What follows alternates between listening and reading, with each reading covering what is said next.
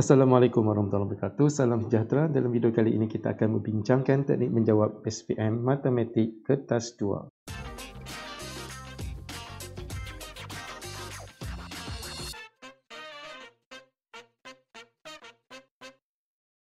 Soalan ini diambil daripada soalan percubaan Negeri Selangor tahun 2020 dan soalan ini boleh dimuat turun pada pautan yang telah disediakan pada bahagian penerangan video di bawah. Mari kita lihat soalan kita yang pertama untuk bahagian A. Nyatakan ketiga-tiga ketaksamaan yang memuaskan rantau berlorek dalam rajah 1. Soalan ini ambil daripada tajuk graf fungsi tingkatan 5. Labelkan garis ini secara rawak. Ini adalah garis kita yang pertama, ini garis kita yang kedua dan ini adalah garis kita yang ketiga. Jadi kita lihat garis kita yang pertama iaitu Y sama dengan X. Garis ini merupakan garis padu ataupun garis penuh dan kawasan yang berlorek berada di atas garis. Maka ketaksamaan kita untuk garis yang pertama ini adalah Y mesti lebih besar sama dengan X. Seterusnya kita lihat garis kita yang kedua, di mana garis ini merupakan garis putus-putus dan garis ini memotong pada paksi X 4 dan juga paksi Y 4. Jadi kita kena namakan garis ini. Jadi apakah nama garis ini? Nama garis ini adalah X tambah Y sama dengan 4. Kalau kita lihat di sini untuk pintasan paksi X, nilai X adalah 4 dan nilai Y adalah sifar. Jadi kita ambil 4 tambah sifar akan jadi 4. Begitu juga apabila kita lihat pada pintasan pada paksi Y-nya di sini adalah 4 dan X-nya adalah sifar. Jadi sifar tambah 4 sama dengan 4. Jadi nama garis ini adalah X tambah Y sama dengan 4. Selalunya kalau kita nak kenal garis X tambah Y ini, kita kena pastikan bahawa pintasan X dan pintasan Y-nya merupakan nombor yang sama. Jadi kita lihat kawasan berlorek berada di bawah garis, maka ia adalah lebih kecil. Jadi X tambah Y lebih kecil daripada 4. Dan seterusnya garisan yang ketiga di sini adalah merupakan paksi Y. Paksi Y ini merupakan garis yang memintas pada paksi X yang bernilai sifar. Maka ini adalah garis X sama dengan sifar. Dan terlihat kawasan berlorek berada di sebelah kanan. Maka X lebih besar sama dengan sifar. Dan dari segi pemberian markah di sini kalau kita lihat, tiap-tiap satu ketaksamaan kita akan dapat satu markah. Dan markah keseluruhan yang kita dapat untuk soalan satu adalah sebanyak 3 markah. Seterusnya kita lihat soalan kita yang kedua. Soalan ini merupakan soalan dalam tajuk persamaan kuadratik. Soalan ini agak panjang. Jadi di sini kita ada dua versi bahasa iaitu bahasa Inggeris dan bahasa Melayu.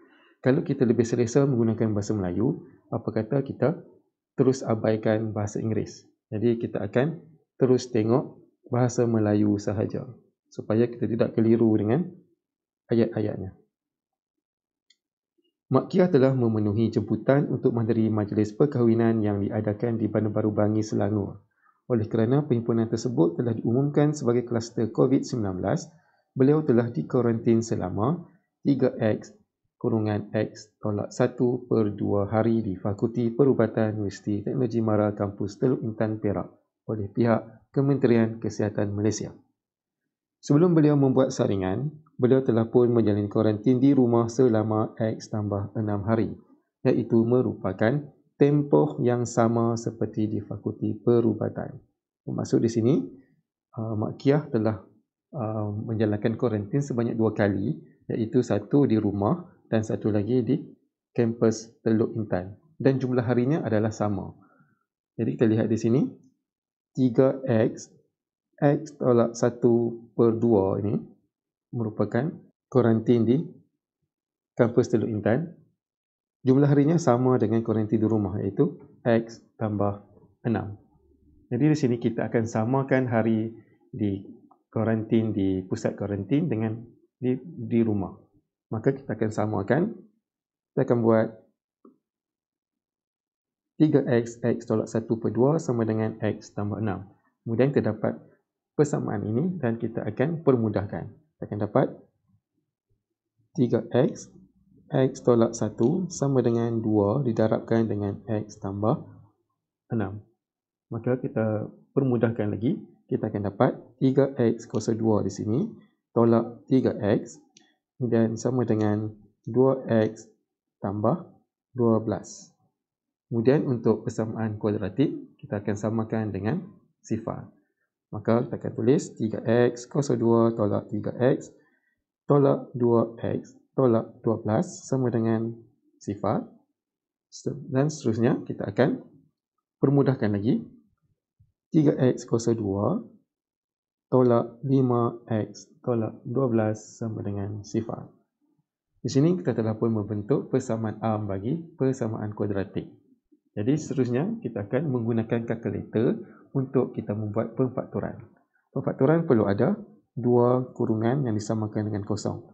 Jadi pada kalkulator kita akan tekan mod 3 kali, kemudian kita akan ambil equation dan kita akan ambil degree 2 dan kita akan masukkan nilai A. Nilai A-nya di sini adalah 3. Kemudian kita tekan sama dengan. Seterusnya kita masukkan nilai B negatif 5, tekan sama dengan, dan nilai C iaitu negatif 12, kemudian kita tekan sama dengan. Kemudian kita akan terus mendapat jawapannya. Jawapan pertama untuk X di sini adalah X sama dengan 3. Kemudian kita tekan sekali lagi sama dengan, kita dapat X sama dengan negatif 4/3. Kita akan tukarkan menjadi pecahan tidak wajar. Dan seterusnya, kita akan perpatah balik ke kurungan. Kita akan masukkan nilai-nilai di dalam kurungan, di mana nilai dalam kurungan adalah kita akan tukar tanda. Kita akan tukar tanda positif negatifnya. Kalau X sama dengan 3, maka dalam kurungan akan jadi X tolak 3. Kemudian di sini akan jadi tambah. Dan untuk nombor pecahan, itu pecahan tidak wajar di sini, 4/3, kita akan bawa naik 3 itu ke X. Jadi kita dapat 3X tambah 4. Kemudian kita lihat ada dua jawapan dan kita telah tahu bahawa X itu merupakan hari. Hari di mana Mak Kiah kena kuarantin. Jadi untuk hari kita akan ambil nilai positif, iaitu X sama dengan 3. Jadi soalan di sini, berapa lama Mak Kiah telah menjalani tempoh kuarantin? Jadi tempoh kuarantinnya kita akan tambah di pusat kuarantin dengan di rumah.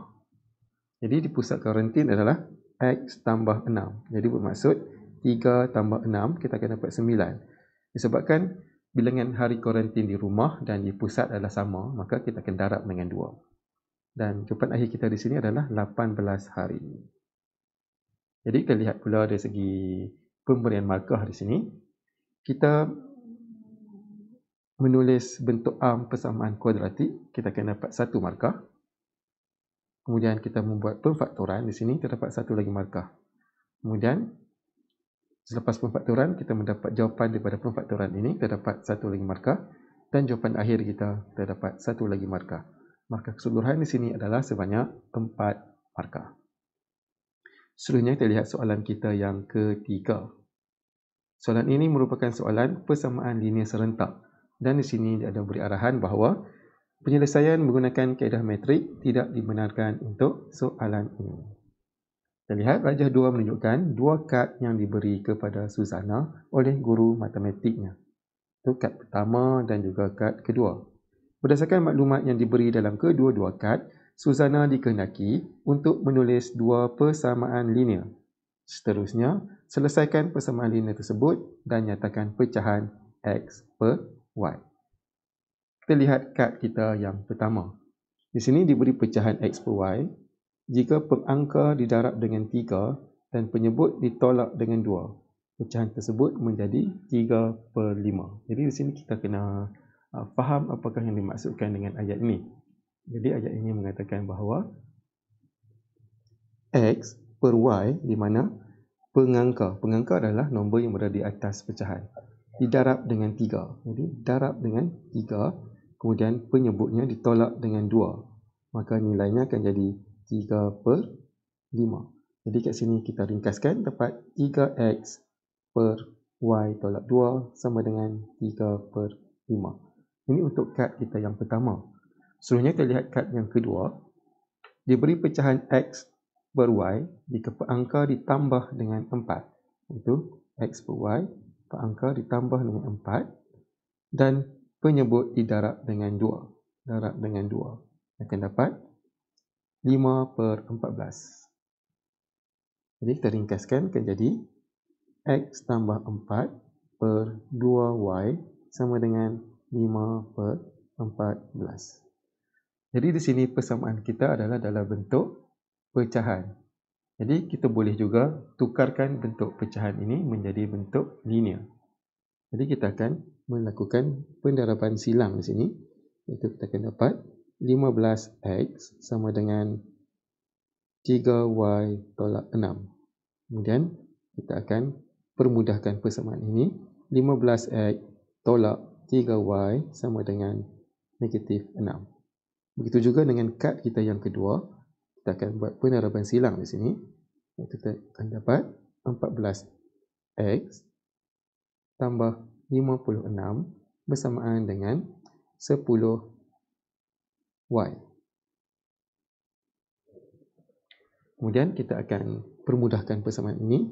14X tolak 10Y sama dengan negatif 56. Jadi di sini kita telah pun ada dua persamaan. Mana kita akan selesaikan tanpa menggunakan kaedah metrik. Salah satu cara untuk kita selesaikan persamaan ini adalah dengan menggunakan kaedah penghapusan.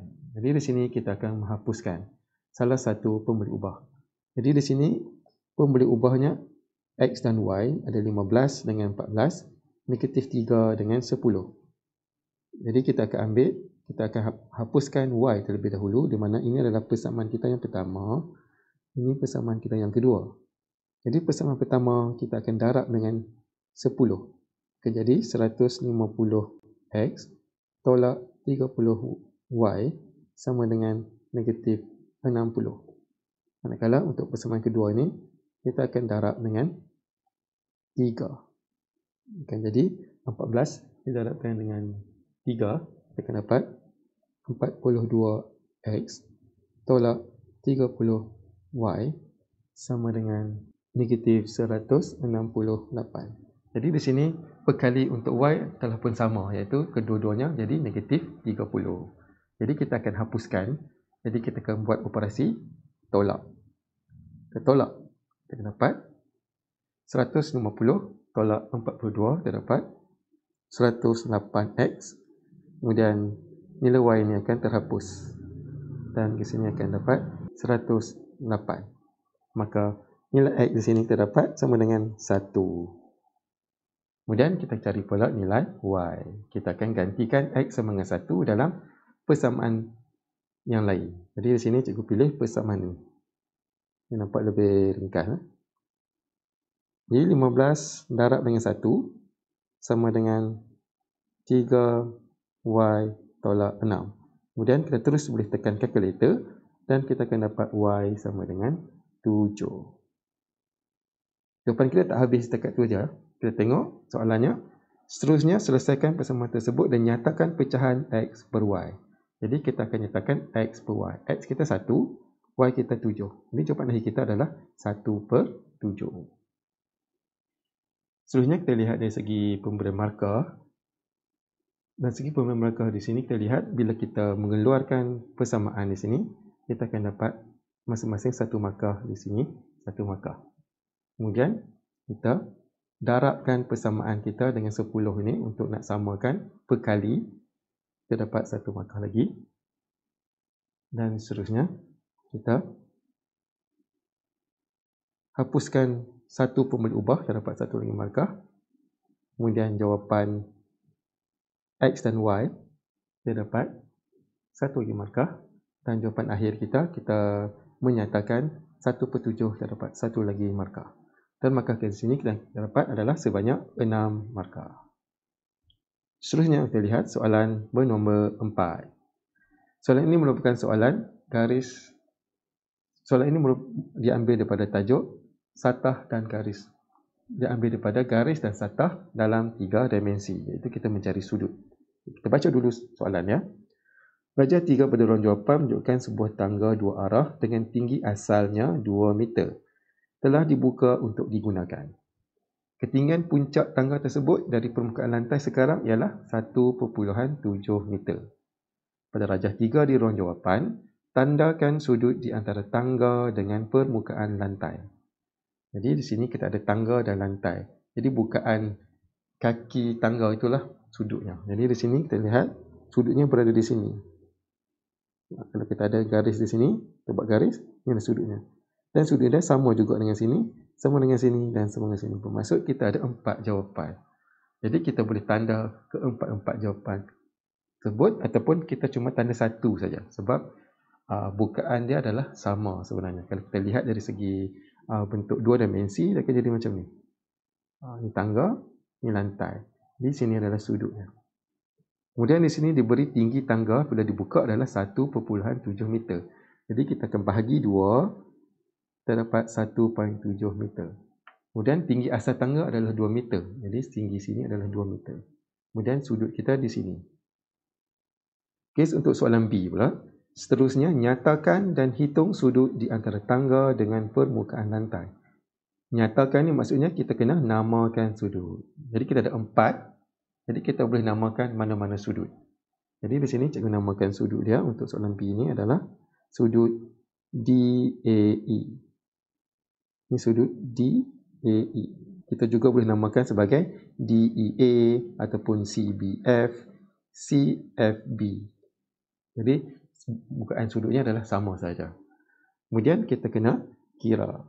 Jadi untuk mengira sudut ini kita akan gunakan sin, cos dan tan. Jadi di sini pada yang cikgu lukis ni, kita dapati bahawa sudutnya ada sisi yang bertentang dengan sisi hypotenuse. Jadi kita akan guna apa? Kita akan guna sin di sini, iaitu tentang per hypotenuse. Itu sin sudut DAE sama dengan tentang 1.7 per 2. Kemudian kita akan terus tekan calculator. Kita akan tekan shift sin 1.7 per 2 dan kita tekan sama dengan, dan kita akan dapat 58.21 darjah. Seterusnya kita lihat dari segi pemberian markah. Untuk soalan A, kita tanda mana-mana sudut, kita akan dapat 1 markah. Kemudian untuk soalan B, kita namakan sudut dan dapat 1 markah. Kemudian kita kira, kita menggunakan sin dengan nilai yang betul, kita ganti. Kemudian kita dapat jawapan akhir masing-masing 1 markah. Dan markah keseluruhan di sini adalah sebanyak 4 markah. Kita teruskan lagi. Dengan penceritaan akhir kita, kita lihat soalan yang bernombor 5. Soalan ini adalah soalan dalam tajuk matrix. Jadi kita lihat soalannya agak panjang. Jadi kita abaikan soalan di dalam bahasa Inggeris kalau kita lebih selesa dengan bahasa Melayu. Kalau kita lebih selesa dengan bahasa Inggeris, kita abaikan bahasa Melayu. Iman telah membuat keputusan untuk menganjurkan pertandingan maraton antarabangsa di Jabatan Angkat Kuala Terengganu. Beliau telah membeli 10 telefon pintar dan 7 kamera digital sebagai hadiah utama pertandingan tersebut yang memakan belanja sebanyak RM33,000. Setelah mendapat tajaan sebanyak RM98,700 dari Jabatan Perancangan Negeri Terengganu, beliau telah membeli lagi 35 telefon pintar dan 12 kamera digital. Menggunakan kaedah metrik, berapakah harga sebuah telefon pintar dan sebuah kamera digital yang dibeli oleh Iman? Kita ada 2 barang di sini, iaitu telefon pintar dengan kamera digital. Jadi kita kena labelkan telefon pintar. Jadi di sini cikgu labelkan telefon pintar sebagai X dan kamera digital sebagai Y. Jadi dia beli dengan duit sendiri, harga dia RM33,000. Dia beli 10 telefon pintar, dia tulis 10X tambah dengan 7Y sama dengan RM33,000. Kemudian hasil pada wang tajaan, dia beli lagi 35 telefon pintar, 35X tambah dengan 12Y. Dan jumlah harganya adalah RM98,700. Jadi kita ada 2 persamaan linear di sini. Kemudian kita akan tukar menjadi bentuk matrix. Ada baris dan lajur. Kita akan tulis 10, 7, 35 dan juga 12. Dan darabkan dengan X, Y sama dengan 33,000. Dia dah merupakan nombor yang agak besar di sini. Seterusnya kita akan cari nilai XY sama dengan kita akan guna rumus songsang 1 per A darab D 10 darab 12 tolak dengan 7 darab dengan 35. Kemudian di sini kita akan tukar tempat A dengan D. D akan berada di atas, A berada di bawah. Kemudian B dan C kita akan bertukar tanda dan letakkan negatif. Kemudian darabkan dengan 33,000 dan juga 98,700. Okey, ini adalah langkah pengiraan kita, langkah jalan kerja. Seterusnya, kita akan terus tekan calculator dengan mengambil equation unknown 2. Kemudian kita akan masukkan nilai A1, B1, C1, A2, B2 dan juga C2. Jadi A1 kita di sini kita akan tekan 10, tekan sama dengan. Kemudian untuk B1, 7 sama dengan. Kemudian C1, 33,000. Dan ditekan sama dengan. Kemudian untuk A2 pula 35 sama dengan B2 12 ditekan sama dengan. Kemudian C2 98,700. Kemudian kita akan terus dapat jawapan dan X di sini kita akan dapat 2359.20 dan Y, kemudian Y kita akan dapat 1344.00. Ini dalam unit ringgit. Jadi harga untuk telefon adalah RM2,359.20 dan harga Camry digital RM1,344. Seterusnya kita lihat dari segi pemberian markah di sini. Kita mengeluarkan persamaan linear, kita dapat satu markah. Kemudian kita tukar menjadi bentuk matriks, kita dapat satu lagi markah. Kemudian kita menggunakan matriks songsang, dapat satu markah. Kemudian jawapan masing-masing satu markah. Dan markah keseluruhan terdapat di sini adalah sebanyak 5 markah. Baiklah, kita teruskan lagi penceritaan kita dengan melihat soalan yang bernombor 6. Soalan ini adalah soalan dari tajuk Penakkulan Matematik. Dan 6A, 1 Roman. Nyatakan sama ada pernyataan majmuk berikut adalah benar atau palsu. 267 ialah nombor perdana dan 8 kuasa 3 sama dengan 512. Di sini kita ada dua pernyataan. 267 nombor perdana, kemudian pernyataan yang kedua 8 kuasa 3 ialah 512. Jadi kita akan tekan kalkulator untuk mengesahkannya. Kesahkan dulu 8 kuasa 3, kita tekan kalkulator dan memang jawapannya adalah 512. Jadi ini adalah benar. Kedua-dua pernyataan ini digabung menggunakan perkataan dan. Jadi untuk menyatakan keseluruhan pernyataan ini benar, mesti kedua-duanya adalah benar. Jadi kita uji pula 267 ni. Adakah dia nombor perdana ataupun bukan? Okay, setelah kita tekan kalkulator, kita adjust teka untuk ambil satu nombor, kemudian kita bahagi. Kemudian sampai ke satu tahap, kita bahagikan 267 ni dengan 3. Dan kita dapat jawapan dia 89. Maka ini bukan nombor perdana. Sebab nombor perdana ada dua faktor sahaja, iaitu diri dia sendiri dan juga 1. Jadi pernyataan ini adalah palsu. Palsu dan benar. Maka keseluruhan pernyataan ini akan jadi palsu. Jadi kita tulis pada ruang jawapan yang telah pun disediakan. Palsu. Kita lihat soalan kedua Roman. Tuliskan akas bagi implikasi berikut. Jika sebuah poligon mempunyai 7 sisi, maka poligon itu ialah heptagon. Jadi kita kena faham dulu apa maksud akas. Akas ini kita terbalikkan implikasi tersebut. Jika sebuah poligon mempunyai 7 sisi ini adalah P, selepas perkataan markah tu, poligon itu ialah heptagon, ini Q. Jadi untuk akas, kita akan letak Q di depan, P berada di belakang pula. Jadi kita akan tulis. Ini jawapan kita, jika poligon itu ialah heptagon, maka poligon itu mempunyai 7 sisi. Jadi kalau soalan yang melibatkan kita kena membuat ayat, kita kena berhati-hati untuk kita mengejanya dengan ejaan yang betul. Iaitu heptagon, macam mana kita eja, poligon, macam mana kita eja. Pastikan kita eja dengan betul. Kalau kita eja salah, bermaksud kita tak akan dapat markah di sini. Kita teruskan lagi dengan lihat soalan B. Tulis premis 1 untuk melengkapkan hujah berikut. Okay, ini berkenaan dengan hujah. Kita kosongkan premis 1 dan kita tengok premis 2. 43 ialah nombor perdana. Kemudian kesimpulannya 43 hanya mempunyai 2 faktor. Jadi kita kena pasti dulu.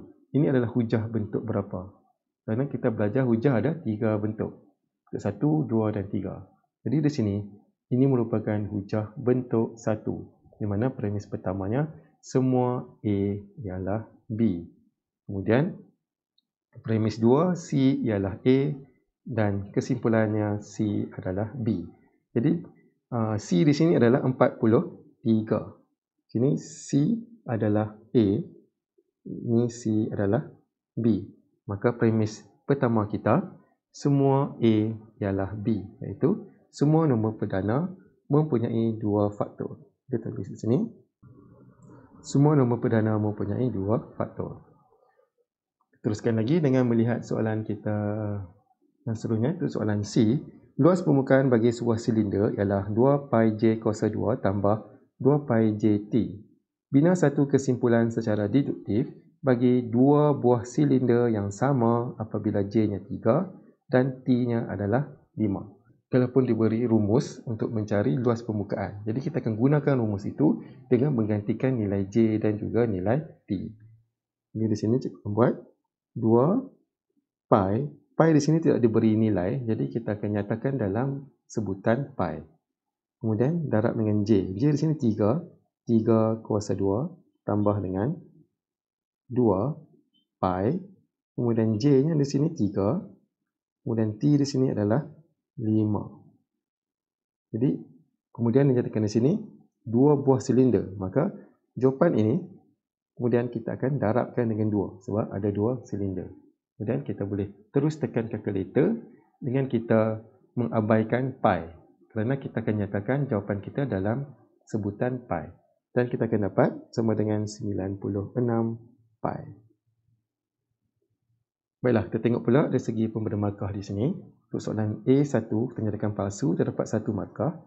Kemudian A2, Roman, kita dapat 1 markah juga. Untuk soalan B, kita dapat 1 markah. Kemudian untuk soalan C, kita menggunakan rumus dan jawapan akhir dan kita akan dapat 2 markah di sini. Markah keseluruhan yang kita akan dapat untuk soalan 6 ini adalah sebanyak 5 markah. Seterusnya kita lihat soalan yang ke-7, iaitu soalan yang diambil daripada tajuk garis lurus. Raja 4 menunjukkan 5 titik P, Q, R, S dan T dilukis pada satu satah kartes. Diberi bahawa PQR ialah sebuah segitiga sama kaki di mana PQ sama dengan PR sama dengan 17. Itu di sini 17, sini pun 17. Kemudian QR selari dengan paksi Y, iaitu QR ini adalah tegak. QS sama dengan 12, di sini QS 12. Dan PQ selari dengan ST. ST dengan PQ selari, jadi dia mempunyai kecurunan yang sama. Kita tengok soalannya. Cari pintasan Y bagi garis lurus ST. Itu kita akan mencari nilai C bagi ST. Di sini kita perlu tahu koordinat bagi titik S. Dan kita juga perlu mencari kecurunan. Jadi untuk cari kecurunan disebabkan ST adalah selari dengan PQ, jadi kita boleh cari pada garis PQ. Jadi kita kena cari juga koordinat titik P. Sebabkan ini adalah segitiga kaki sama, jadi kita boleh bahagi 2 untuk membentuk segitiga 90 darjah di sini. Jadi di sini XY bermaksud panjang sini adalah 15. Jadi kita akan cari panjang sini. Kita akan menggunakan teorem Pythagoras, iaitu 17 kuasa 2 tolakkan dengan 15 kuasa 2, kemudian kita punca 2. Dan di sini kita akan dapat 8. Sini 8. Kemudian panjang QS adalah 12. Kemudian Y di sini adalah 14. Jadi ini bermaksud kedudukan R di sini adalah pada negatif 2. Jadi kita boleh dapat koordinat titik S di sini, iaitu koordinatnya adalah 15, 2. Seterusnya kita lihat pula pada titik P, kita kena cari titik P untuk kita dapatkan kecerunan PQ. Dan di sini kita dapati bahawa ini adalah 8. Kemudian kita lihat di sini lagi, sini akan jadi 6. Bila 8 tambah dengan 6, kita dapat 14. Di sini adalah 2. Jadi koordinat titik P adalah 0, 6. Jadi titik P kita ada koordinat, titik Q kita ada koordinat juga. Jadi kita boleh menggunakan rumus untuk mencari kecerunan, iaitu M sama dengan Y2 tolak Y1 per X2 tolak X1. 2 ni adalah pada belah atas dan 1 di bahagian bawah. Jadi kita ambil 14 tolak 6 per 15 tolak 0. Di sini kita akan dapat 8 per 15. M adalah 8 per 15 sama dengan MST. Jadi kita akan guna Y sama dengan MX tambah C. Dan kita akan gantikan Y dengan X. Kita akan ambil titik S, iaitu 15, 2. Iaitu Y adalah 2 sama dengan 8 per 15 didarabkan dengan 15 tambah C. Jadi di sini kita boleh guna kalkulator, dan kalau di sini pun kita boleh masukkan 15, maka nilai C kita akan dapat negatif 6. Jadi pintasan Y bagi garis lurus ST adalah negatif 6. Seterusnya kita lihat dari segi pemberian markah di sini, iaitu kita mencari nilai kecerunan, kita akan dapat 1 markah. Kemudian kita menggantikannya di dalam persamaan Y sama dengan MX tambah C ini, kita dapat 2 markah, dan jawapan akhir kita akan dapat 1 markah. Jadi markah keseluruhan di sini kita akan dapat 4 markah. Teruskan lagi dengan melihat soalan yang bernombor 8. Soalan ini merupakan soalan dalam tajuk kecerunan dan luas di bawah graf. Lajur 5 di ruang jawapan menunjukkan Jasmine memandu keretanya dengan laju 90 km per jam dan memecut dengan kadar seragam sehingga lajunya mencapai 110 km sejam dalam tempoh 10 minit. Kemudian, dia mengekalkan kelajuannya itu selama 45 minit. Itu mengekalkan. Maksud, ini adalah laju seragam. Selepas itu, dia mengambil masa 40 minit untuk memperlahankan kenderaan sehingga tiba ke destinasi. Soalan A, lengkapkan graf di ruang jawapan untuk mewakili keseluruhan perjalanan Jasmine. Nyatakan nilai P dan nilai Q. Baiklah, kita tengok pada graf. Kita lihat masa 0 sehingga 10 minit di sini. Dia cakap memecut dengan kadar seragam sehingga lajunya mencapai 110 km sejam. Jadi maksud P, kita akan dapat 110. Dia memecut dari 90 ke 110 dalam masa 10 minit. Dan seterusnya lagi, kita lihat dia mengekalkan kelajuannya itu selama 45 minit. Jadi bermaksud dia akan mengekalkan, ini adalah graf mendata, bermaksud laju malar. Dan masanya adalah 40 minit. Jadi Q kita akan ambil 10 tambah dengan 45 minit. Jadi kita akan dapat di sini 55.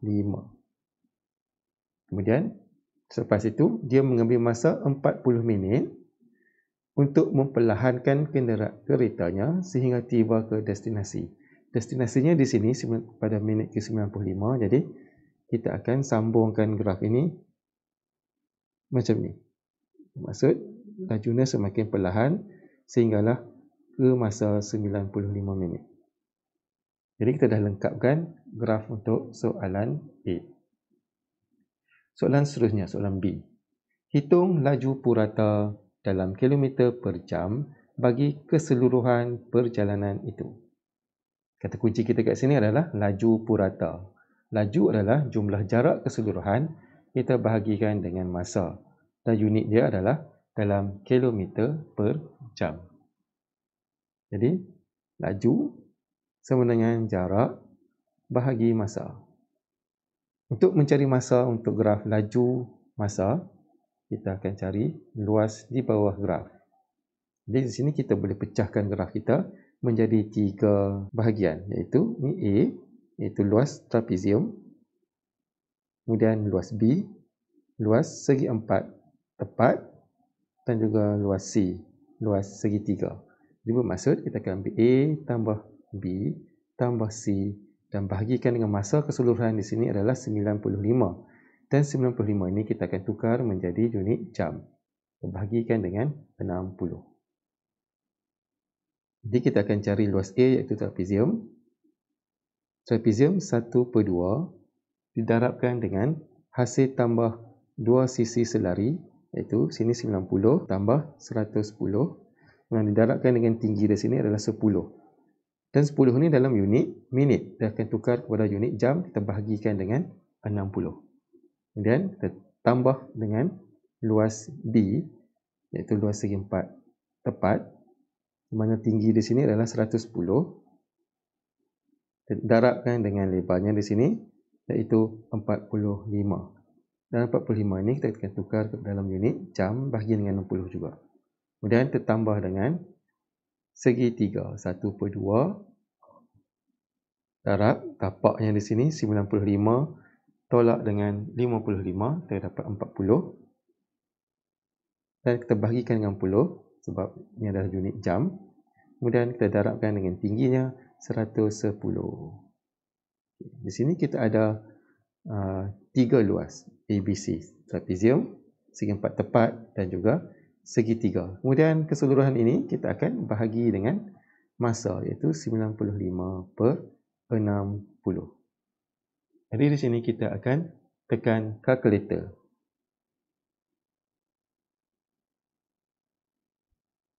Kita akan tekan 1/2 darab dengan 90 tambah 110 darab dengan 10/60. Kemudian kita tambah 110 darab 45/60. Kemudian tambah 1/2 darab 40/60 darab 110. Kemudian kita buat bahagi. Kemudian kita letakkan kurungan di sini 95/60, tertutup kurungan. Dan kita tekan sama dengan, dan kita akan dapat jawapannya adalah 85.79. Jadi kita lihat dari segi pemberian markah di sini. Kita lihat soalan A, kita nyatakan P 110, kita dapat 1 markah. Kemudian kita buat garisan graf, kita menggunakan pembaris ya. Kita akan dapat 1 lagi markah. Kemudian kita nyatakan nilai Q, kita dapat 1 lagi markah. Kemudian kita lihat pula soalan bahagian B. Soalan B kita mencari jarak, kemudian dibahagikan dengan masa di sini. Kita akan dapat 1 markah dan jawapan akhir 1 markah. Keseluruhan yang kita akan dapat di sini adalah sebanyak 5 markah. Baiklah, seterusnya kita lihat soalan berikutnya, iaitu soalan nombor 9. Dan soalan ini merupakan soalan dalam tajuk kebarangkalian. Bahagian 6 menunjukkan 2 roda berputar dan 1 petunjuk tetap. Roda tersebut masing-masing berlabel dengan huruf A, D, E, K dan nombor 4, 6, 7 dan 8. Roda yang berlabel dengan huruf dan roda yang berlabel dengan nombor berputar secara bebas. Soalan A, kedua-dua roda itu diputarkan sekali dan dicatatkan bacaannya dalam keadaan huruf mendahului nombor. Senaraikan ruang sampel. Jadi di sini kita ada huruf dengan nombor. Jadi kita akan buat ruang sampelnya di sini. Kita akan tulis huruf dahulu bulankan dengan A, kemudian 4, kemudian A6, A7, kemudian A8. Dan seterusnya kita akan ambil huruf D pula. D4, D6, D7 dan D8. Kemudian E4, E6, E7 dan E8. Dan huruf yang terakhir adalah huruf K. K4, K6, K7 dan juga K8. Di sini kita ada 16 ruang sampel. Seterusnya soalan B. Soalan B1 Roman. Dengan menyenaraikan semua kesudahan yang mungkin bagi peristiwa itu, cari kebarangkalian sekeping kad berlabel huruf K dan nombor genap dipilih.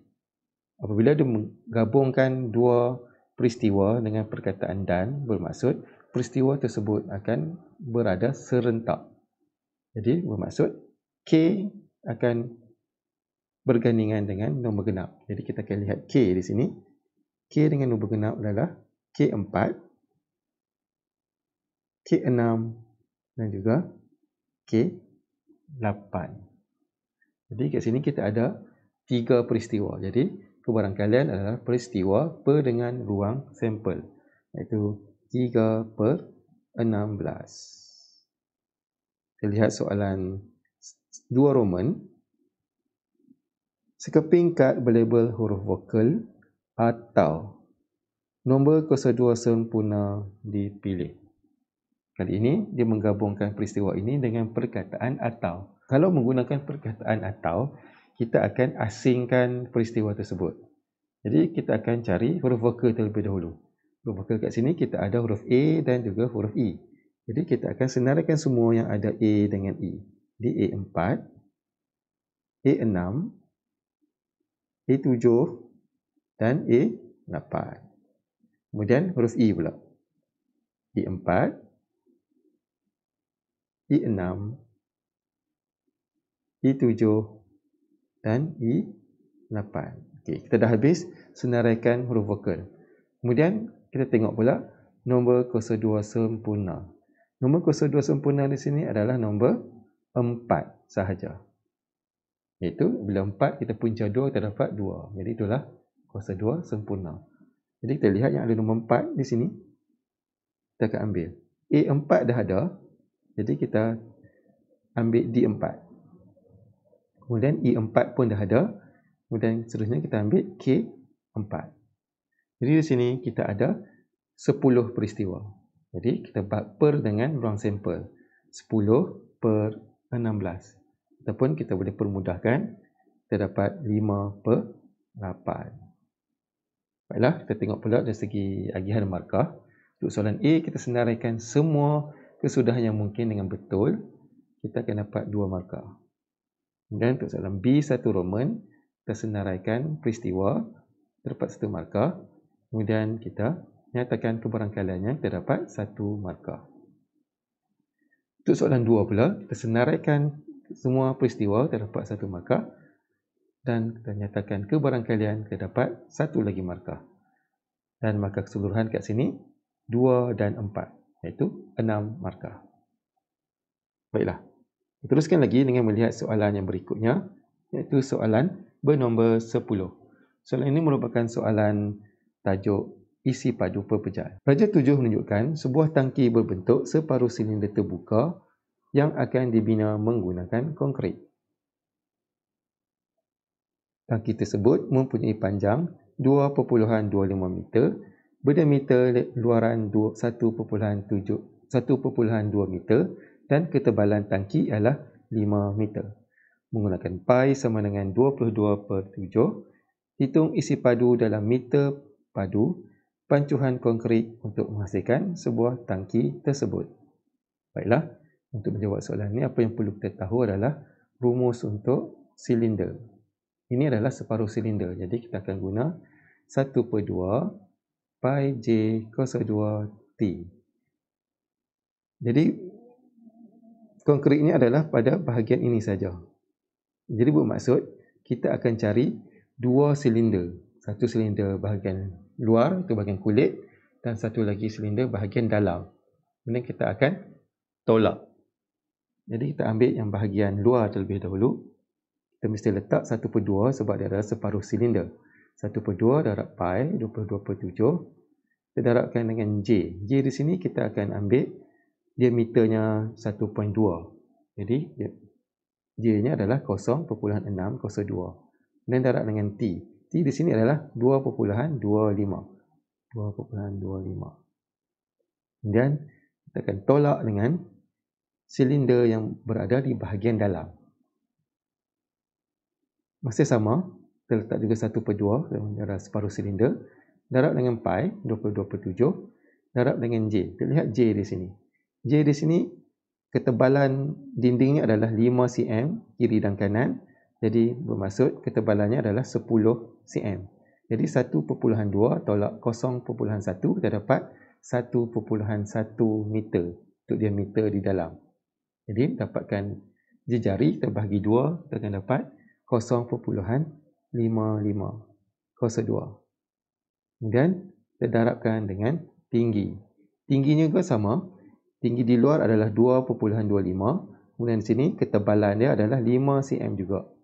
Jadi 5 cm depan dan belakang akan jadi 10 cm. Jadi 2.25 tolak 0.1. Jadi kita akan dapat 2.15. Kemudian kita akan tekan kalkulator.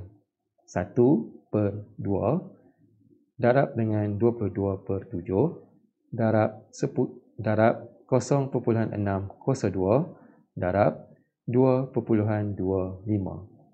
Kemudian kita tolak dengan 1/2 darab 22/7 darab 0.55 kuasa 2 darab dengan 2.15. Maka jawapan kita yang dapat di sini adalah 0.25. Dan unitnya kita nak tulis meter padu. Dari segi pemberian markah di sini, kita mencari isi padu silinder. Kemudian kita cari isi padu silinder di dalam, melakukan operasi tolak, kita dapat masing-masing di sini 1 markah. Kemudian jawapan akhir kita 1 lagi markah. Dan markah keseluruhan di sini adalah 4 markah. Baiklah, kita teruskan lagi dengan melihat soalan berikutnya, iaitu soalan bernombor 11. Sarah membuat 10 loket epoksi untuk projek sekolahnya. Setiap loket berbentuk cakera bulat dengan potongan bulatan seperti pada rajah 8. Diameter loket dan lubang yang dipotong masing-masing ialah 3 cm dan 1 cm. Sarah menggunakan dawai untuk mengelilingi loket dan lubang. Menggunakan pi sama dengan 22/7. Hitung soalan A. Jumlah panjang dalam cm dawai yang digunakan untuk membuat 10 loket. Jadi kat sini kita lihat nombor rajah telah diberikan penerangan yang sangat jelas, iaitu dawainya akan dililit di bahagian luar dan juga di dalam ni. Jadi di sini kita akan cari 2 pukul lilit bulatan. Satu bulatan kecil dan satu lagi bulatan besar. Kita ambil bulatan besar dulu. Kita akan gunakan 2 pi J. Iaitu 2 darab dengan pi darab dengan J. Kita ambil bulatan besar dulu. Di mana diameternya adalah 3. Maka jarinya adalah 1.5. Kemudian kita tambah dengan bulatan yang kecil. 2 pi J. Kita lihat di sini. Diameternya adalah 1 cm, maka jarinya adalah 0.5. Kemudian kita kena lihat pada soalan, dia cakap 10 loket. Yang kita cari ini adalah untuk 1. Jadi, kita dapatkan jawapan ini, kita akan darabkan dengan 10. Jadi, kita akan terus tekan kalkulator seperti biasa dan kita akan dapat jawapannya adalah 125.71.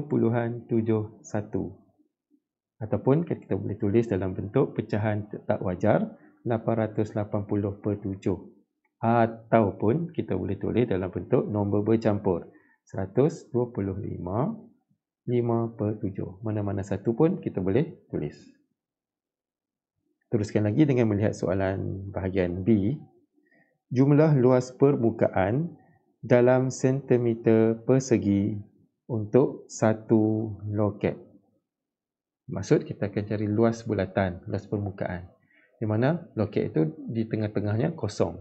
Jadi kita akan tolak bulatan besar, tolak bulatan kecil.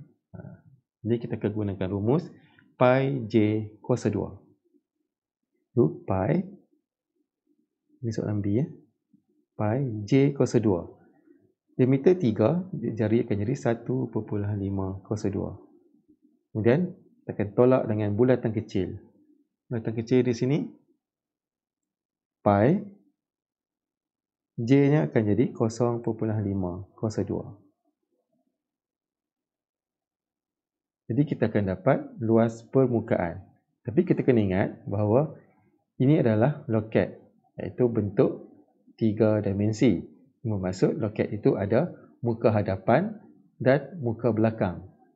Jadi, jawapan ini kita akan darab pula dengan 2. Kita dapat jawapan nanti kita akan darab dengan 2 sebab dia melibatkan permukaan depan dan permukaan belakang.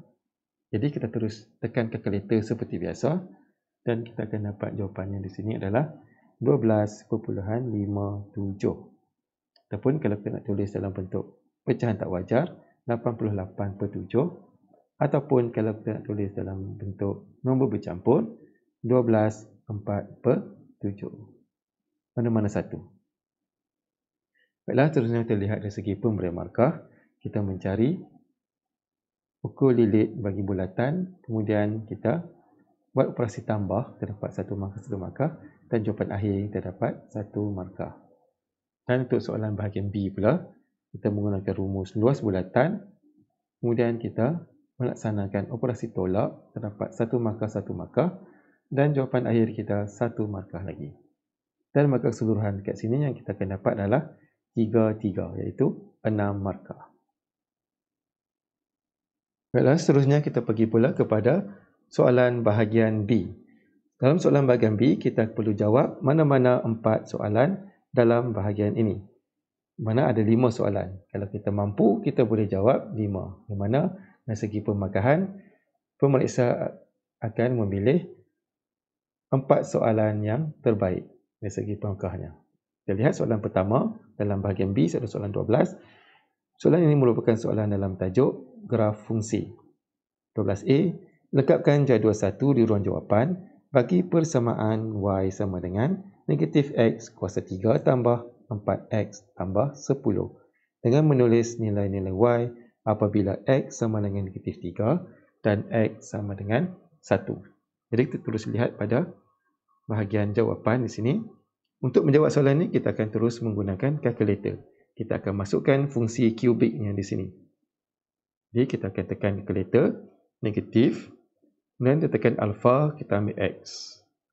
Kemudian tekan shift, tekan kuasa 2, dan akan naik kuasa 3. Kemudian kita tambah 4 alpha X tambah 10. Kemudian untuk nak dapatkan nilai Y, kita akan masukkan nilai X. Cara nak masukkan nilai X, kita akan tekan calculate di sini. Kemudian kita akan masukkan X kita yang pertama, negatif 3. Kemudian kita tekan sama dengan, kita dapat 25. Kemudian seterusnya, kita akan masukkan nilai X sama dengan 1. Kita tekan lagi sekali calculate, kita tekan 1. Kemudian kita tekan sama dengan, kita akan dapat 13.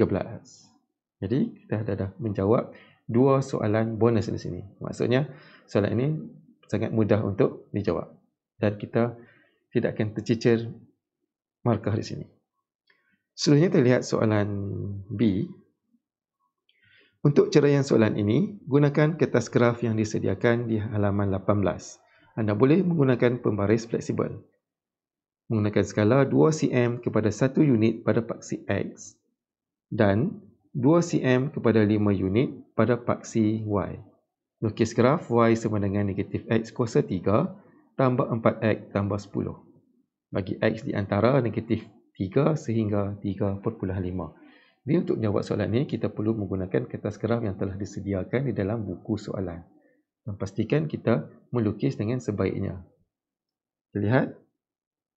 Dan di sini cikgu telah pelukis dan graf kita akan jadi seperti ini. Itu graf kubik.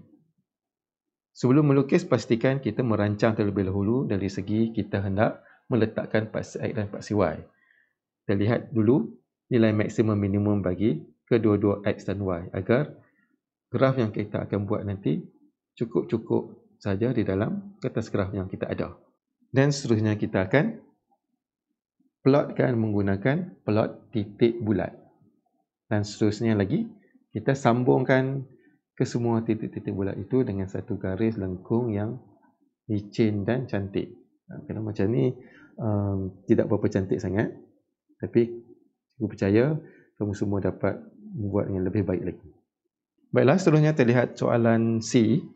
Daripada graf di 12B, cari satu Roman, nilai Y apabila X sama dengan negatif 0.7.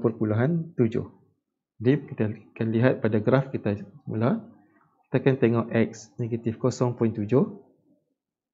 Di sini, kita akan buat garis putus-putus sehinggalah bertemu dengan graf kita. Kemudian bila bertemu, kita akan tengok nilai Y. Kita akan ke sebelah kanan. Sini. Kemudian kita baca di sini, 5, 6, 7. Jadi kita akan dapat Y sama dengan 7. Jadi kita akan tulis pada ruangan jawapan di sini 7. Dan seterusnya, kita lihat dua Roman pula. Nilai X apabila Y sama dengan 5.5. Jadi kita akan tengok nilai Y pula 5.5. Ini sini 5, sini 6, sini 5.5 di sini. Kita akan ke kanan. Kalau kita ke kiri, kita tak akan jumpa garis graf kita. Kita buat garis putus-putus. Kemudian kita turun ke bawah. Di sini. Dan kita dapat baca di sini adalah 2.4. Dan jawapan kita untuk ini adalah 2.4. Seterusnya, kita lihat soalan bahagian D. Lukis satu garis lurus yang sesuai pada graf di 12B untuk mencari nilai-nilai X yang memuaskan persamaan X kuasa 3 tolak 5X tambah 1 sama dengan 0 untuk X antara negatif 3 hingga 3.5. Nyatakan nilai-nilai positif bagi X. Baiklah, untuk menjawab soalan D, apa yang perlu kita buat adalah kita akan menggunakan persamaan serentak di sini. Jadi kita akan ambil persamaan yang pertama kita, iaitu pada soalan bahagian A, iaitu Y sama dengan negatif X kuasa 3 tambah 4X tambah 10. Kemudian kita akan salin balik persamaan pada bahagian D, iaitu X kuasa 3 tolak 5X tambah 1. Kemudian terletak di depan sama dengan 0. Ini kita ada persamaan pertama, kita ada persamaan kedua. Tujuannya adalah untuk menghilangkan fungsi kubik, iaitu X kuasa 3. Persamaan pertama kita negatif X kuasa 3. Persamaan kedua adalah positif X kuasa 3. Jadi untuk menghilangkannya, kita perlu buat operasi tambah. Tambahkan. Di Y tambah sifar dapat Y. Kemudian negatif X kuasa 3 tambah X kuasa 3, maka terhapuslah X kuasa 3 tersebut. Kemudian 4X tambah negatif 5X, kita akan dapat negatif X. 10 tambah 1 terdapat 11. Maka persamaan linear kita adalah Y sama dengan negatif X tambah 11. Kemudian untuk melukis garis ini, kita perlu buat jadual. Kita buat jadual kecil saja. Dan kita memerlukan 2 titik saja di sini. Dan untuk nilai Y, kita boleh pilih di dalam julat graf yang terlukis tadi. Itu di antara negatif 3 sehingga 3.5. Jadi di sini cikgu akan pilih sifar. Dan bila kita gantikan X sama dengan sifar di sini, kita dapat Y 11. Kemudian kita pilih satu lagi. Pastikan pilihan yang kedua ini dalam keadaan jarak sikit. Jadi cikgu akan pilih 2. Jadi kita ganti di sini, negatif 2 tambah 11, kita dapat 9. Jadi kita ada 2 titik, 0, 11 dengan 2, 9. Jadi kita akan plot pada graf kita. Pertama, 0, 11. Itu berada di sini. Dan satu lagi adalah 2, 9. 2, 9. Di sini. Kemudian kita akan garis menggunakan pembaris. Pastikan kita garis sehingga memotong ke semua graf yang kita lukis sebentar tadi. Dan seterusnya soalan kata Nyatakan nilai-nilai positif bagi X. Maksud kita akan hanya ambil nilai-nilai positif saja, iaitu kita dapat dua nilai di sini. Itu yang pertama, kita lihat di sini. Unjurkan di bawah, kita akan dapat 0.2. Dan satu lagi di sini, kita akan dapat 2.1. Itu X kita adalah 0.2 dan juga 2.1. Baiklah, seterusnya kita lihat dari segi pemberian markah. Untuk soalan A, kita nyatakan nilai Y. Dua nilai Y di sini terdapat 1 markah, 1 markah. Terdapat 2 markah, percuma di sini. Kemudian bahagian B, melukis graf. Kita melukis paksi X dan paksi Y yang seragam, kemudian kita labelkan nombor-nombornya dalam keadaan seragam, kita dapat 1 markah. Kemudian kita plot semua titik dengan betul. Kita akan dapat 2 markah. Kemudian markah yang keempat, apabila kita sambungkan garis kita yang melalui ke semua titik dengan keadaan garis yang lengkung dan cantik licin, kita dapat 1 lagi markah. Maksud kita dapat 4 markah untuk melukis graf. Seterusnya kita lihat soalan C. Kita menyatakan nilai Y dan nilai X ini masing-masing kita dapat 1 markah, 1 markah. Kemudian soalan bahagian D, kita melukis garis lurus yang betul ini, kita akan dapat 2 markah. Kemudian kita nyatakan nilai-nilai X yang positif ni, kita dapat 2 lagi markah, iaitu 1 markah masing-masing. Dan markah keseluruhan di sini adalah sebanyak 12 markah. Baiklah, seterusnya kita lihat soalan kita yang berikutnya, soalan bernombor 13. Rajah 9.1 menunjukkan titik M dan titik N ditanda pada satu satah kates. Ini adalah soalan penjelmaan. Penjelmaan P adalah pantulan pada garis X sama dengan 3. Kemudian T adalah putaran 90 darjah melawan arah jam pada pusat N. Dan penjelmaan R adalah pembesaran pada pusat negatif 24 dengan faktor skala 2. Nyatakan koordinat imej bagi titik M di bawah setiap penjelmaan berikut. Jadi di sini kita dapat tahu bahawa objek kita adalah huruf M. Jadi di sini. Inilah objek kita. Dan koordinatnya adalah 6, 3. Jadi kita akan tulis dulu koordinat objek kita iaitu 6, 3. Untuk soalan A, 1 Roman, kita akan melaksanakan penjelmaan P. Penjelmaan P di sini adalah pantulan pada garis X sama dengan 3. Jadi kita lihat pada rajah. Lihat pada paksi X, 3 di sini. Jadi kita akan buat garis lurus. Dan ini adalah garis pantulan. Jadi untuk membuat pantulan, kita akan ambil objek bertemu dengan garis pantulan 1, 2, 3, kemudian menjauhi garis pantulan pun 3 juga. Dan jawapan akhir kita berada di sini, iaitu koordinatnya 0, 3. 0, 3. Seterusnya kita lihat soalan 2 Roman. Masih lagi titik M sebagai objek kita, 6, 3 juga. Kemudian di sini ada 2 penjelmaan, jadi kita akan buat yang berada di sebelah kanan terlebih dahulu, iaitu T. T di sini adalah putaran 90 darjah melawan arah jam pada pusat N. Di N ini adalah pusat dia.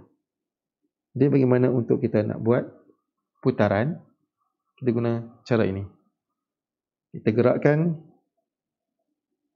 dari pusat, kita kira kotak 1, 2, 3. Bila kita gerak mengikut paksi X 3 ke kanan, kita akan jumpa titik M.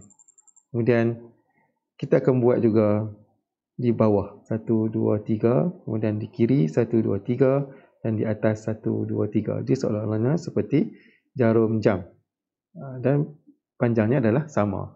Kemudian kita akan pergi ke objek.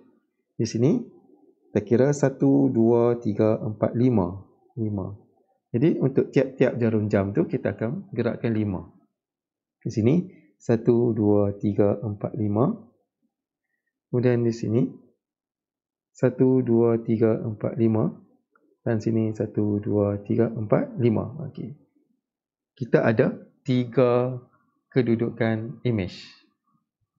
Iaitu di sini menyatakan bahawa 90 darjah melawan arah jam. Kalau melawan arah jam, dia akan pusing ke sini.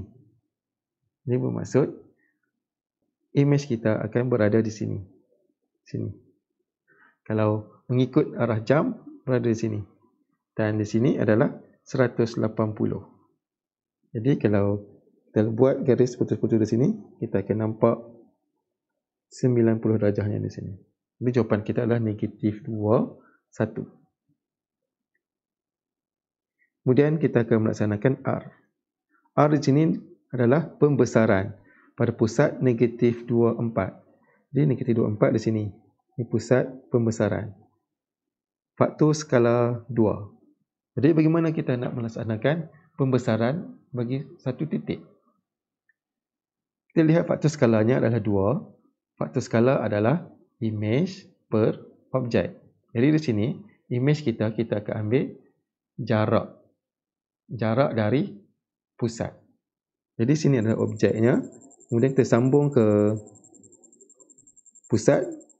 Kita ada 3 unit. Objek ke pusat 3 unit. Jadi image ke pusat akan jadi 6. Itu 6 per 3 terdapat 2. Jadi kita akan kira 1, 2, 3. Jadi image kita berada di sini. Itu negatif 2, negatif 2. Teruskan lagi dengan melihat soalan bahagian B.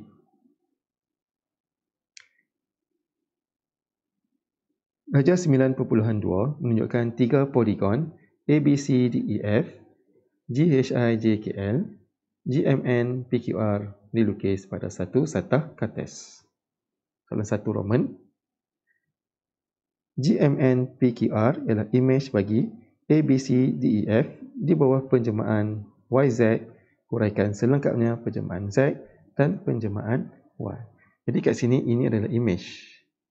Yang besar ini adalah image dan yang kecil ini adalah objek. Dan menjalankan 2 penjelmaan. Ini ke sini kalau kita lihat, objek kecil ini akan pergi ke sini. Kemudian dia akan membesar. Jadi kita dah tahu bahawa salah satu penjemaannya adalah pembesaran. Jadi apakah satu lagi? Di sini kalau kita lihat, keadaan objek dan imejnya terbalik. Jadi kita dapat tahu bahawa ini adalah putaran. Jadi berapa darjah putaran dan arahnya? Kalau kita lihat di sini lagi, contohnya di sini kita ambil bucu ini dan bucu ini adalah sepadan. Jadi putaran ini adalah 180 darjah. Jadi untuk putaran 180 darjah, kita perlu sambung bucu-bucu yang sepadan saja untuk mendapatkan pusat putaran tersebut. Jadi contohnya kita ambil bucu A sepadan dengan bucu G, kita sambung ke sini. Kemudian bucu B sepadan dengan bucu H, sambung ke sini. Jadi kita dapat titik persilangan di sini. Jadi itu adalah pusatnya. Itu putaran 180 darjah pada pusat 02. Ini kita akan tulis pada ruangan jawapan yang telah pun diberi. Putaran 180 darjah pusat 02. Untuk putaran 180 darjah, kita tak perlu nyatakan arahnya kerana arah ikut arah jam ataupun lawan arah jam adalah sama. Kemudian terlihat pula penjemahan Y semestinya adalah pembesaran. Kemudian kita kena nyatakan faktor skalanya. Jadi kita akan kira sisi. Kita ambil sisi GH. Ini adalah 2. Kemudian imejnya membesar jadi G ke M. Ada 4. Itu 4 per 2, maka faktor skalanya adalah 2. Kemudian kita kena nyatakan pusat pembesaran. Kita akan sambungkan bucu-bucu yang sepadan. Contohnya seperti P sepadan dengan J, Q dengan K, M dengan I. Dan kita akan dapat satu titik persilangan, titik temu, iaitu di sini. Dan koordinatnya di sini titiknya adalah titik G. Ataupun kita boleh nyatakan juga koordinat 2, 2. Jadi jawapan kita adalah pembesaran faktor skala. Faktor skala kita boleh memandai, kita tulis K pun dah boleh, iaitu 2. Kalau kita tak mahu eja faktor skala, kita tulis K sama dengan 2. Kemudian pusatnya G. Ataupun kalau kita nak tulis dalam bentuk koordinat 2, 2. Seterusnya terlihat soalan 2 Roman. Diberi bahawa poligon ABCDEF mewakili satu kawasan yang mempunyai luas 28 meter persegi. Hitung luas dalam meter persegi kawasan berlorek. ABCDEF ini adalah luas objek. Jadi kita akan gunakan rumus luas imej, iaitu K02 kali dengan luas objek. Iaitu luas imej K02 202 kali dengan luas objek 28.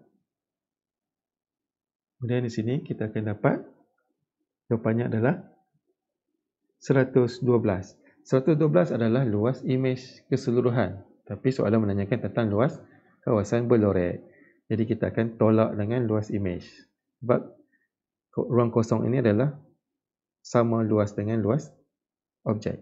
Jadi 112 tertolak dengan 28, terdapat 84. Baiklah, seterusnya terlihat dari segi pemberian markah di sini. Untuk soalan A, 1 Roman. Ke sini, 03 terdapat 1 markah. Kemudian jawapan akhir kita, -2, -2 terdapat 2 markah. Kemudian, lihat soalan bahagian B. Menghuraikan penjelmaan Z, iaitu putaran 180 darjah. Dan pusat, 02 terdapat 3 markah. Kemudian pembesaran, faktor skala 2 dan pusat terdapat 3 lagi markah. Kemudian terlihat pula mengira luas kawasan berlorek, kita menggunakan rumus K02 kali luas objek, terdapat 1 markah di sini. Kemudian kita melakukan operasi tolak di sini, 1 markah, dan jawapan akhir kita 1 lagi markah. Dan markah keseluruhan yang kita akan dapat untuk soalan ini adalah sebanyak 12 markah. Baiklah, seterusnya terlihat soalan berikutnya. Itu soalan nombor 14 yang merupakan soalan dalam tajuk statistik. Rajah 10 menunjukkan satu poligon kekerapan yang menunjukkan kelajuan V bagi 200 buah kereta di sebuah lebuh raya. Terlihat soalannya. Berdasarkan rajah 10, lengkapkan jadah 2 di ruang jawapan di halaman 24. Terlihat pertolongan jawapan di sini. Kat sini kita ada laju dalam kilometer per jam, iaitu ini merupakan selang kelas. Kemudian kita ada sempadan atas, kita ada kekerapan, longgokan. Jadi kita akan mengisi ruangan-ruangan kosong ini. Terlihat pada selang kelas terlebih dahulu, 86 sehingga 90. Jadi saiz selang kelas di sini adalah 5.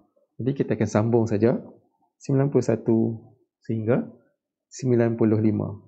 Kemudian 96 sehingga 100.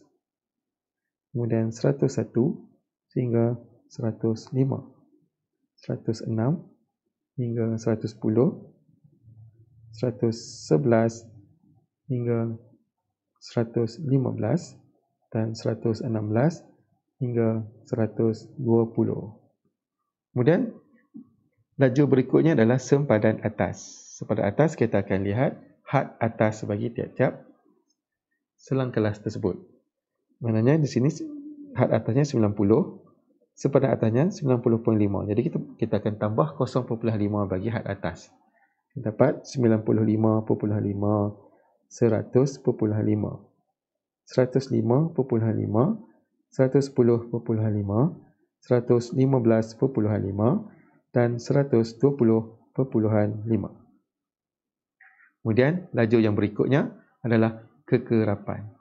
Kekerapan kita akan rujuk balik kepada soalan, iaitu terlihat poligon kekerapan di sini. Di sini kita ada 88, 93 sehinggalah 123. Jadi di sini kita baca terlebih dahulu, nilainya di sini adalah sifar. Sini adalah 12. Kemudian di sini adalah 45. Kemudian ini adalah 67. kemudian 56,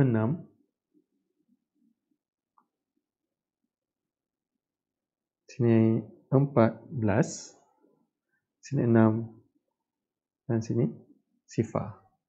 Jadi kita akan masukkan nilai-nilai ini ke dalam jadual kita. Di sini kita akan masukkan sifar 12,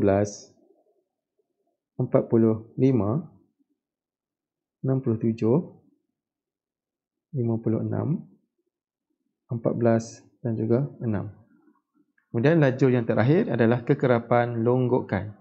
Itu kekerapan yang dilonggok-longgokkan, bermaksud kekerapannya akan semakin bertambah. Jadi dia akan bermula dengan sifar, kemudian kita akan tambahkan dengan 12 jadi 12. Dan 12 ini ketambah dengan 45 jadi 57. 57 ini ketambah dengan 67 jadi 124. Kemudian tambah lagi dengan 56 jadi 180. Tambah lagi dengan 14 jadi 194 dan ditambah lagi dengan 6 dapat 200. Kemudian kita lihat pula soalan berikutnya. Hitung min anggaran laju bagi sebuah kereta. Untuk mencari min, kita akan ambil titik tengah didarabkan dengan kekerapan masing-masing. Jadi di sini tidak ada lajur titik tengah. Jadi kita perlu cari sendiri titik tengah. Kita lihat pada selang kelas. Kita lihat selang kelas yang pertama ni, 86 sehingga 90. Bermaksud kita tambah 86 tambah 90. Kita dapat jawapan. Kita bahagi dengan 2. Jadi itulah titik tengahnya. Jadi di sini kita tak perlu cari titik tengah sebab kekerapannya adalah kosong. Kita teruskan dengan selang kelas 91 dengan 95. So, titik tengahnya di sini adalah 93. Kita akan dapat 98, 103, kemudian 108, 113, 118. Jadi kita akan tulis 93 darabkan dengan kekerapannya di sini adalah 12 tambah dengan 98 darab 45 tambah 103 darab 67 tambah 108 darab 56 tambah 113 darab 14 tambah 118 darab 6. Kemudian kita akan bahagikan dengan jumlah kekerapan iaitu 200. Dan kita terus tekan calculator, kita akan dapat 103.8. Teruskan lagi, melihat soalan berikutnya di sini. Soalan bahagian C. Untuk ceraian soalan ini, gunakan kertas graf yang disediakan. Anda boleh menggunakan pembaris fleksibel. Dengan menggunakan skala 2 cm kepada 5 km per jam pada paksi mengufuk dan 2 cm kepada 20 buah kereta pada paksi mencancang, lukis satu ogif bagi data tersebut. Baiklah, paksi mengufuk ni disinonim dengan paksi X dan paksi mencancang ni sinonim dengan paksi Y. Jadi apakah paksi mengufuk dan paksi mencancang kita di sini untuk ogif? Untuk ogif kita akan ambil untuk paksi mengufuk adalah sempadan atas. Itu adalah sinonim dengan paksi X. Kemudian untuk paksi mencancang sinonim dengan paksi Y, kita akan ambil kekerapan longgokan. Jadi di sini cikgu telah pun melukis ogifnya. Lihat pada paksi mencancang dan mengufuknya di sini. Ini paksi mengufuk dan ini paksi mencancang. Kemudian kita plotkan menggunakan plot titik bulat untuk semua bacaan kekerapan longgokan kita, dan akhir sekali kita sambungkan titik itu dengan garis lengkung yang cantik dan licin. Seterusnya kita lihat soalan bahagian D.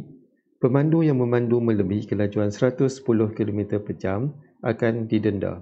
Berdasarkan ogif yang dilukis di 14C, nyatakan bilangan pemandu yang akan didenda.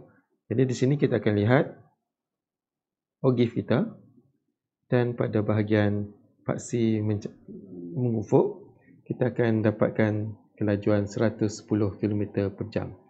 Di sini 105 dan di sini 110. Mana kita akan kira di sini, dan kita dapat 110 adalah berada di sini. Jadi kita akan buat garis putus-putus sehinggalah bertemu dengan OGIF kita di sini. Sebelumnya kita gunakan pembaris, akan nampak lebih cantik. Kemudian kita pergi ke paksi mencancang untuk membaca nilai yang kita akan dapat di sini. Jadi bacaan kita di sini adalah 176. Dalam soalan menyatakan melebihi had laju 110. Jadi bermaksud di atas ini melebihi had laju 110.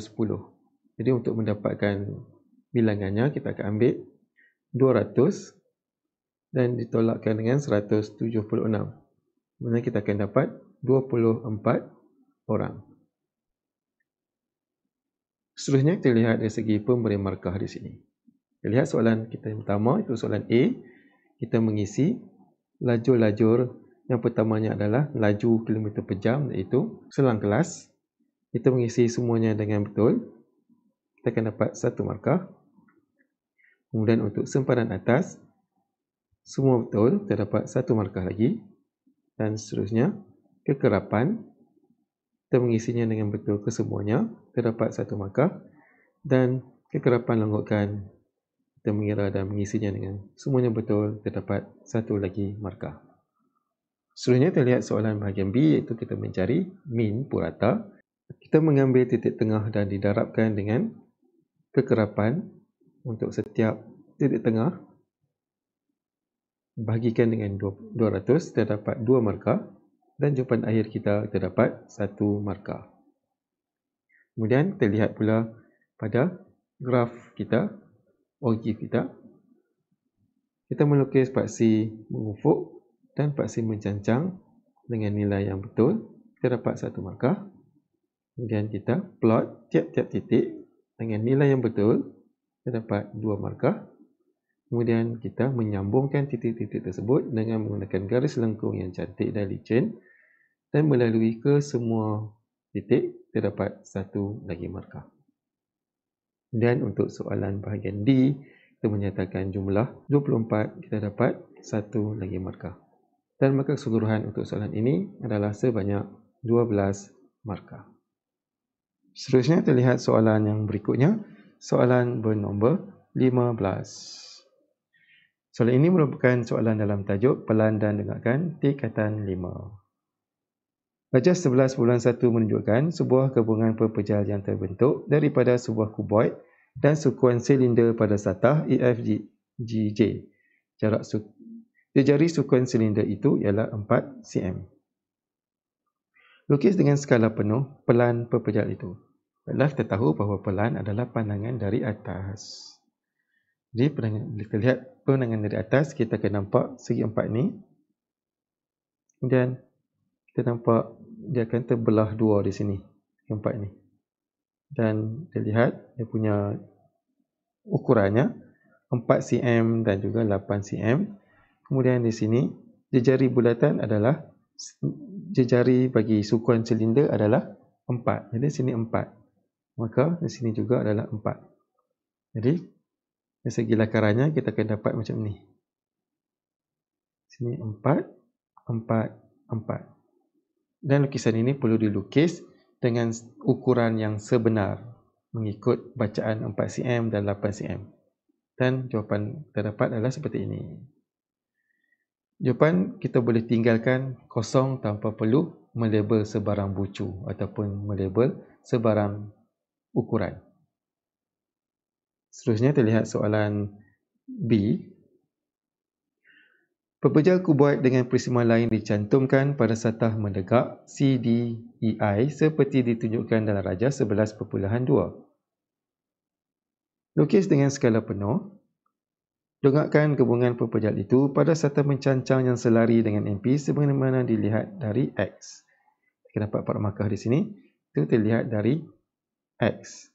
Apa yang kita akan nampak pada X? Kita akan nampak Q, P, N, R ini. Kemudian IRSJ. Kita nampak segi lakarannya terdapat seperti ini. Ini 4. Kemudian ada lagi 4. Kemudian kita akan nampak TSJK. Mana tingginya di sini 6 tambah 4, iaitu 10. Agak tinggi di sini. 10. Kemudian dia akan bentuk lengkung.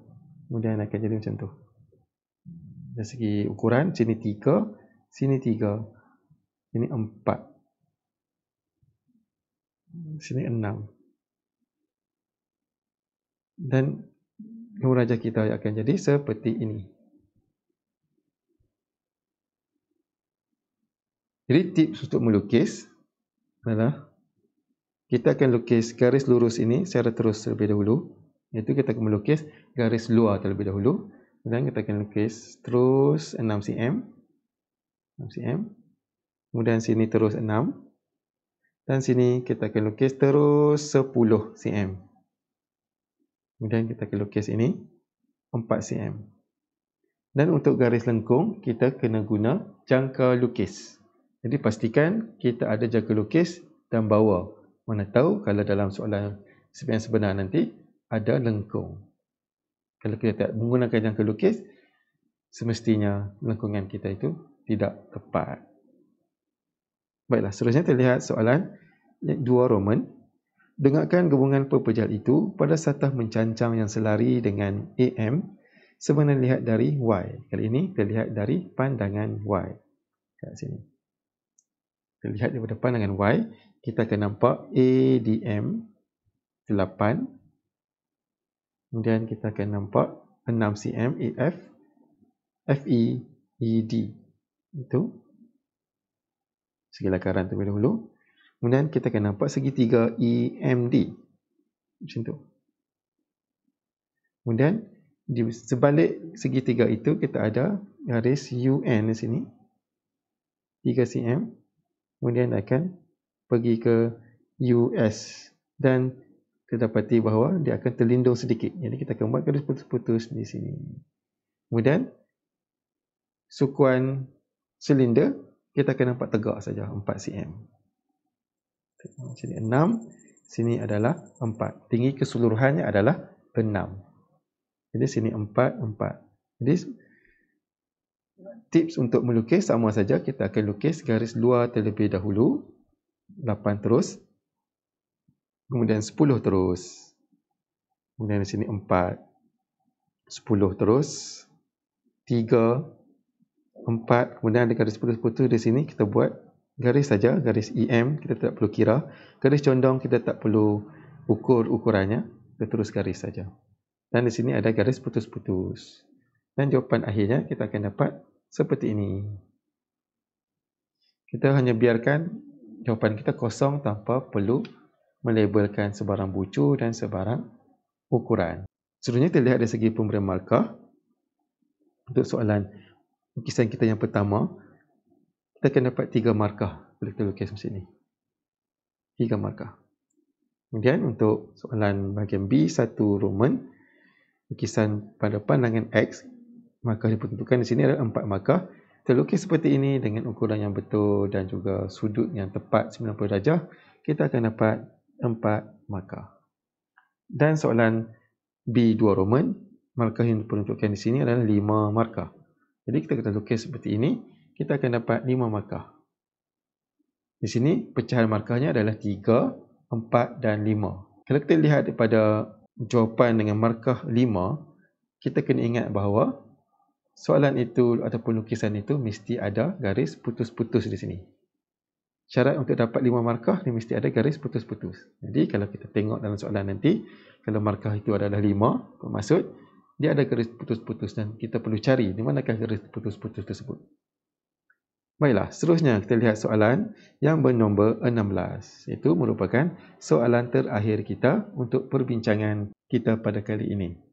Pelajar 12 menunjukkan kedudukan titik J 70 darjah selatan, 100 darjah barat dan K 70 darjah selatan, 35 darjah timur yang terletak pada permukaan bumi. JL adalah diameter selarian latitude sepunya 70 darjah selatan. Di sini telah pun diberi rajah. Jika soalan bumi diberi rajah, bermaksud kita mudah sikit nak selesaikannya. Sebab kita boleh lihat kedudukan titik-titik tersebut. Kita lihat soalan A. Nyatakan longitude titik L. Jadi apa kaitan L di sini? Kita lihat pada huraian soalan. JL ialah diameter selarian latitude sepunya. J dan L. Kalau J di sini, L akan berada di sini. Sebab dia adalah selarian latitude. Kedudukan titik J di sini diberi 70 darjah selatan, 100 darjah barat. Maka longitude bagi titik L adalah, untuk soalan A, kita ambil 180 tolak 100. Kita akan dapat 80 darjah timur. Seterusnya kita lihat soalan B. Hitung jarak terpendek dalam batu nautika dari J ke L diukur di atas permukaan bumi. Kita akan lihat jarak J ke L. Kalau kita lukis dalam bentuk dua dimensi, dia akan jadi seperti ini. Bumi kita dalam dua dimensi. Sini J berada di belah barat dan L berada sebelah timur. Dan kedudukan mereka adalah 70 selatan masing-masing. Ini bermaksud jarak mereka adalah di sini melalui kutub selatan. Iaitu kita akan ambil 180 tolak 70 tolak lagi dengan 70. Kemudian kita darabkan dengan 60. Dan kita akan dapat jawapannya adalah 2400 batu nautika. Baiklah, kita teruskan lagi dengan melihat soalan C. M terletak ke utara L dan jarak ML diukur sepanjang permukaan bumi ialah 6000 batu nautika.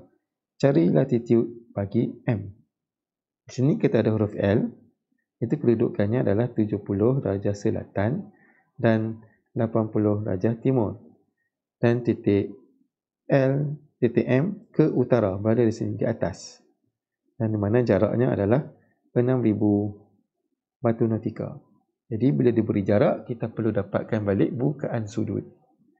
Jadi untuk soalan C, kita ambil 6000 terbahagikan dengan 60 untuk dapatkan sudut. Dan sudutnya adalah 100 darjah. Bermaksud L ke M jaraknya adalah 100 darjah. Kemudian kita lihat kedudukan L 70 darjah selatan. Jadi kita ambil 100 tolak dengan 70. Kita dapat 30. Dan arahnya mestilah utara.